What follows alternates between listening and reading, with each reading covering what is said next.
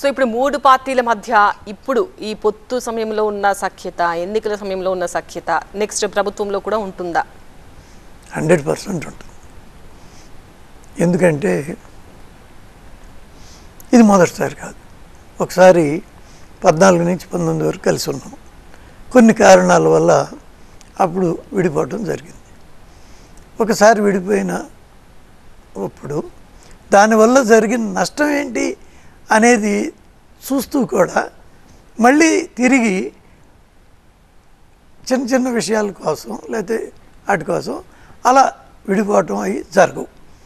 అవసరమైతే సర్దుబాటు చేసుకునైనా చేసుకోవడం జరుగుతుంది.